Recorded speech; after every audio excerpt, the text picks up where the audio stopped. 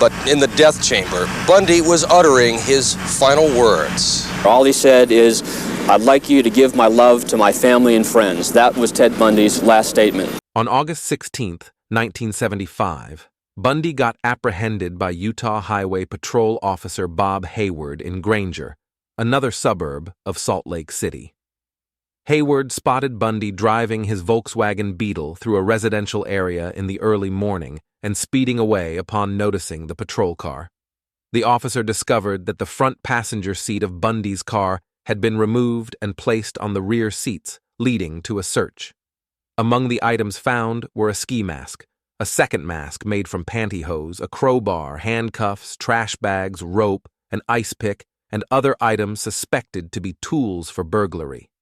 Bundy claimed the ski mask was for skiing, the handcuffs were found in a dumpster, and the rest were everyday household items. However, Detective Jerry Thompson recalled a similar suspect description from the November 1974 DeRanch kidnapping and connected Bundy's name from Klopfer's phone call a month later. During a search of Bundy's apartment, the police discovered a guide to Colorado ski resorts with a checkmark by the Wildwood Inn and a brochure advertising the Viewmont High School play in Bountiful, where Kent had vanished. Despite these findings, the police lacked enough evidence to detain Bundy, so he was released on his own recognizance. Later, Bundy admitted that investigators missed a hidden stash of Polaroid photographs of his victims, which he destroyed after his release. Salt Lake City police initiated 24-hour surveillance on Bundy, and Thompson traveled to Seattle with 2 other detectives to interview Klopfer. She disclosed that in the year before Bundy moved to Utah, she found inexplicable items in her house and his apartment, such as crutches, stolen plaster of Paris, a non-kitchen used meat cleaver, surgical gloves, an oriental knife in a wooden case kept in his car's glove compartment.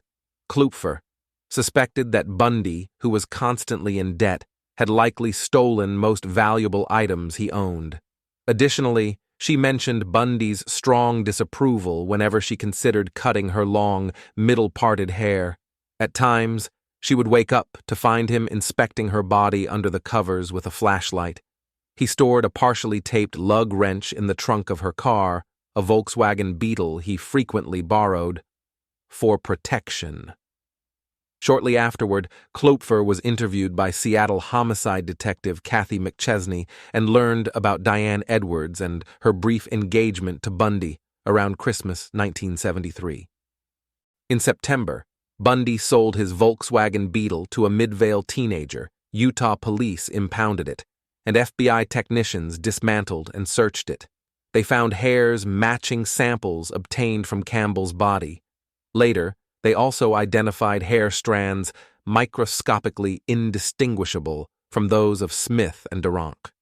FBI lab specialist Robert Neal concluded that the presence of hair strands in one car matching 3 different victims who had never met one another would be a coincidence of mind-boggling rarity. On October 2nd, detectives put Bundy into a lineup. DeRanch immediately identified him as Officer Roseland, and witnesses from Bountiful recognized him as the stranger at the Viewmont High School auditorium. There was insufficient evidence to link him to Kent, whose body had not yet been found, but more than enough evidence to charge him with aggravated kidnapping and attempted criminal assault in the DeRanch case. He was freed on $15,000 bail paid by his parents and spent most of the time between indictment and trial in Seattle, living in Klopfer's house. Seattle police had insufficient evidence to charge him in the Pacific Northwest murders, but kept him under close surveillance. In February 1976, Bundy stood trial for the DeRanch kidnapping. On the advice of his attorney, John O'Connell, he waived his right to a jury due to the negative publicity surrounding the case. After a 4-day bench trial and a weekend of deliberation, Judge Stuart Hansen Jr. found him guilty of kidnapping and assault. In June, he was sentenced to 1 to 15 years in the Utah State Prison. In October, He was found hiding in bushes in the prison yard carrying an escape kit and spent several weeks in solitary confinement. Later that month, Colorado authorities charged him with Campbell's murder. After a period of resistance, he waived extradition proceedings and was transferred to Aspen in January 1977.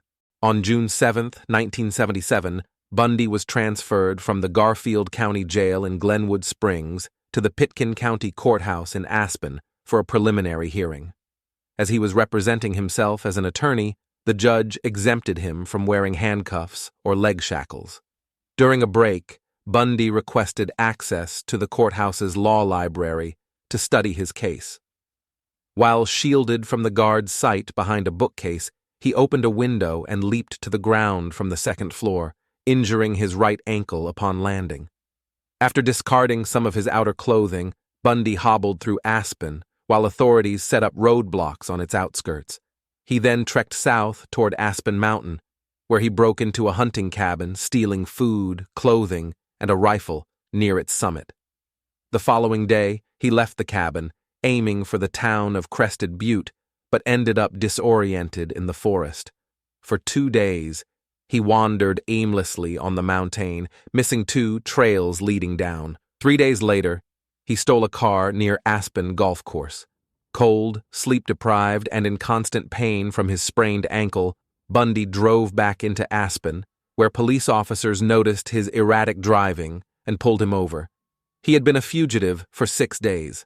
Maps of the mountain area around Aspen found in his car suggested premeditation for his escape, aiding prosecutors in locating Campbell's body. Once back in jail in Glenwood Springs, Bundy disregarded advice to stay put. With pretrial motions consistently favoring him and crucial evidence deemed inadmissible.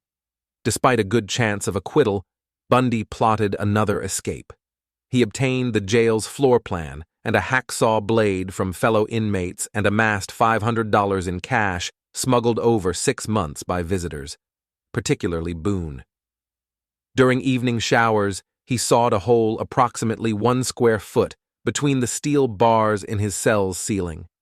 Having lost significant weight, he could wriggle through and explore the crawl space above in the ensuing weeks. Reports of movement in the ceiling at night were left uninvestigated, coming from an informant. On the night of December 30th, Bundy fashioned a dummy in his bed, sneaked into the crawl space, broke through the ceiling into the chief jailer's apartment, empty for the evening, changed into street clothes from the jailer's closet, and walked out unnoticed. After stealing a car, Bundy drove eastward out of Glenwood Springs, but the car malfunctioned in the mountains on Interstate 70. A passing motorist gave him a ride to Vail, 60 miles, 97 kilometers away. From there, he caught a bus to Denver and boarded a flight to Chicago. The jail staff in Glenwood Springs only discovered the escape at noon on December 31st, over 17 hours after Bundy had already reached Chicago. From Chicago, Bundy journeyed by train to Ann Arbor, Michigan, and was seen in a local tavern on January 2nd. 5 days later, he stole a car, heading south to Atlanta and taking a bus to Tallahassee, Florida, arriving on the morning of January 8th. He spent a night at a hotel before renting a room under the name Chris Hagen in a boarding house near Florida State University, FSU campus. Resorting to theft, he reverted to shoplifting and stealing money and credit cards from women's wallets left in grocery carts. In the early hours of January 15, 1978, merely a week after reaching Tallahassee, Bundy entered FSU's Chi Omega sorority house through a faulty backdoor lock. Beginning around 2:45 a.m., he assaulted Margaret Elizabeth Bowman, 21, with a piece of firewood as she slept, then strangled her with a nylon stocking. He moved on to 20-year-old Lisa Janet Levy's room, beating her unconscious, strangling her, inflicting injuries, and sexually assaulting her with a hair mist bottle. He also attacked Kathy Kleiner, 21, and Karen Chandler, 21, inflicting severe injuries on both. Fortunately, their lives were spared as the attacker fled upon seeing headlights, unnoticed, by over 30 witnesses nearby. Bundy then broke into a basement apartment 8 blocks away, assaulting 21-year-old FSU student Cheryl Thomas, causing severe injuries that affected her hearing and ended her dance career. A semen stain and a pantyhose mask with hairs resembling Bundy's were found at the scene. On February 8th, Bundy drove an FSU van 150 miles east to Jacksonville. He approached 14-year-old Leslie Parmenter in a parking lot, but left when her brother intervened. Later that day, he returned westward to Lake City, where 12-year-old Kimberly Diane Leach vanished from her school. 7 weeks later, her remains were discovered, showing signs of rape, throat slashing, and genital mutilation near Suwannee River State Park. Fearing capture and low on funds, Bundy stole another car on February 12th, fleeing Tallahassee. 3 days later, he was stopped near the Alabama state line by Pensacola police officer David Lee, driving a stolen vehicle. Upon arrest, Bundy resisted, struggling with Lee before being subdued. Found in the car were stolen IDs, credit cards, and a television set, along with items tying him to previous disguises and crimes. As Lee transported him, unaware of Bundy's identity, the fugitive expressed a wish to have been killed. After the trial was relocated to Miami, Bundy faced trial for the Chi Omega homicides and assaults in June 1979. The trial attracted significant media attention, with 250 reporters from around the world present, marking the first nationally televised trial in the United States. Despite having 5 court-appointed attorneys, Bundy chose to handle much of his defense, causing disruption and obstruction throughout the proceedings. Nelson, a member of the defense team, observed that Bundy's actions were driven by distrust, arrogance, and a desire for control, undermining the defense strategy. A pretrial plea bargain was arranged wherein Bundy would plead guilty to the murders of Levy, Bowman, and Leach, accepting a fixed 75-year prison sentence. Prosecutors were open to this agreement because they had concerns about the trial's potential outcome. However, Bundy viewed the deal not only as a way to evade the death penalty, but also as a strategic move. He intended to enter the plea, allowing time for evidence to degrade, witnesses to weaken, and then file a motion to revoke the plea and secure an acquittal when the case against him appeared weak. Yet, at the last minute, Bundy refused the deal, unable to admit guilt publicly, as stated by Minerva, a public defender involved in the case. During the trial, pivotal testimonies came from Chi Omega sorority members, particularly Connie Hastings and Nita Neary, who placed Bundy at the scene and leaving the house with the murder weapon, respectively. Forensic experts matched bite marks on Levy's buttock to Bundy's teeth, solidifying the incriminating physical evidence presented at the trial. The jury swiftly reached a verdict on July 24, 1979, finding Bundy guilty of the murders of Bowman and Levy, 3 counts of attempted first-degree murder, and 2 counts of burglary. Judge Edward Cowart imposed death sentences for the murder convictions. Another trial followed 6 months later in Orlando, focusing on the abduction and murder of Leach. Bundy was found guilty once again, primarily due to an eyewitness who saw him with Leach and crucial material evidence like unusual clothing fibers linking him to the crime scene and the victim. During the penalty phase of the Leach trial, Bundy used a little-known Florida law allowing a marriage declaration in court to constitute a legal marriage. He proposed to Boone, who had testified on his behalf, and she accepted, prompting Bundy to declare them legally married in court. On February 10, 1980, Bundy received his 3rd death sentence by electrocution, responding to the announcement by shouting, "Tell the jury they were wrong." This 3rd death sentence was the one eventually carried out nearly 9 years later. Boone gave birth to their daughter, Rose Bundy, on October 24, 1982, although conjugal visits were not permitted at the Florida State Prison in Rayford, where Bundy was incarcerated. Shortly after the conclusion of the Leach trial and the onset of the lengthy appeals process, Bundy embarked on a series of interviews with Stephen Michaud and Hugh Ainsworth. He predominantly spoke in the third person, aiming to avoid confessing directly. During these discussions, Bundy shared intricate details of his crimes and the thought processes behind them for the first time.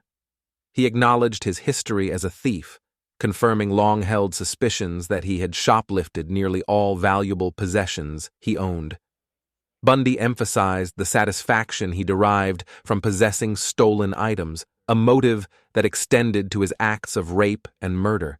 He admitted that sexual assault allowed him to completely possess his victims and described murder as initially a way to eliminate the risk of getting caught, but eventually evolving into an adventure. According to him, the ultimate possession was taking a life and then having control over the remains. Additionally, Bundy opened up to Special Agent William Hagmaier of the FBI Behavioral Analysis Unit. Hagmaier was struck by Bundy's eerie satisfaction in murder, describing how Bundy viewed murder as a form of possession, believing that the victims became a part of him.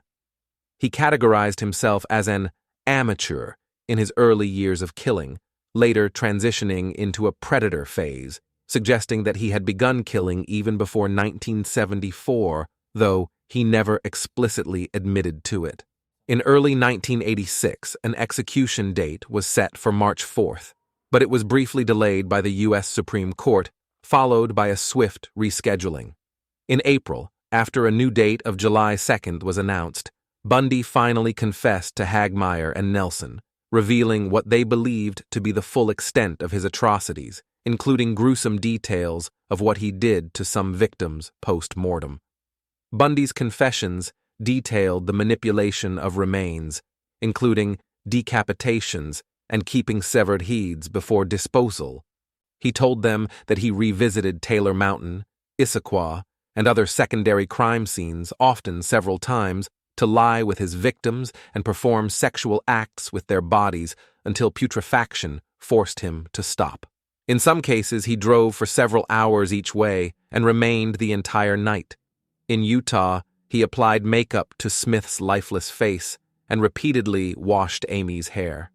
"If you've got time," he told Hagmaier, "they can be anything you want them to be." He decapitated approximately 12 of his victims with a hacksaw and kept a one group of severed heads, the 4 later found on Taylor Mountain, Rancourt Park's Ball and Healy, in his apartment for a period of time before disposing of them. Shortly before the scheduled July 2nd execution, the 11th Circuit Court of Appeals granted an indefinite stay, remanding the Chi Omega case for review due to multiple technicalities that were never resolved. Another execution date, November 18th, was set for the Leach sentence, but it was stayed on November 17th.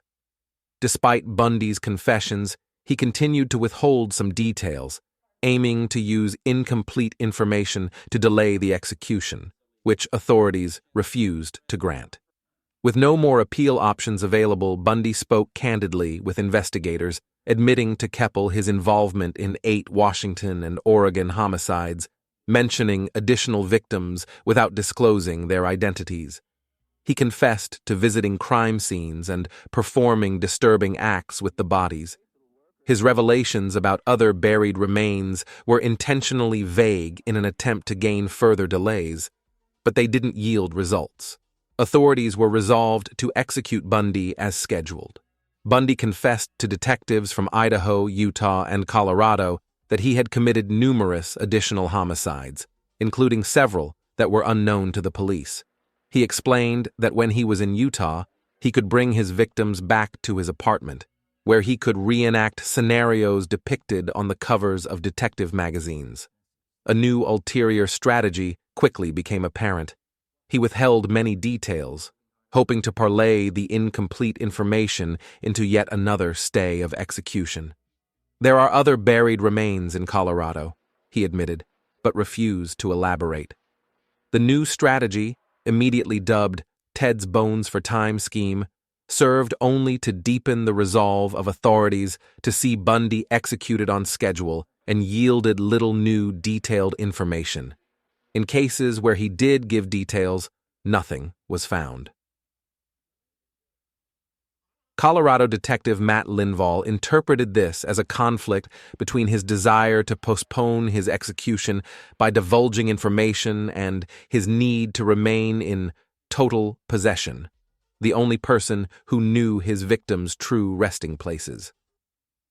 When it became clear that no further stays would be forthcoming from the courts, Bundy supporters began lobbying for the only remaining option, executive clemency. Diana Weiner, a young Florida attorney, asked the families of several Colorado and Utah victims to petition Florida Governor Martinez for a postponement to give Bundy time to reveal more information. All refused. Boone had championed Bundy's innocence throughout all of his trials and felt deeply betrayed by his admission that he was, in fact, guilty. She moved back to Washington with her daughter and refused to accept his phony call on the morning of his execution, devastated by his sudden wholesale confessions in his last days. Hagmaier was present during Bundy's final interviews with investigators. On the eve of his execution, he talked of suicide. He did not want to give the state the satisfaction of watching him die, Hagmaier said. Bundy was executed in the Rayford electric chair at 7:16 a.m. EST on Tuesday, January 24, 1989. His last words were directed at his attorney Jim Coleman and Methodist minister Fred Lawrence. Jim and Fred, I'd like you to give my love to my family and friends. Hundreds of revelers sang, danced, and set off fireworks in a pasture across from the prison as the execution was carried out, then cheered as the white hearse containing Bundy's corpse departed the prison. He was cremated in Gainesville, and his ashes scattered at an undisclosed location in the Cascade Range of Washington state, in accordance with his will.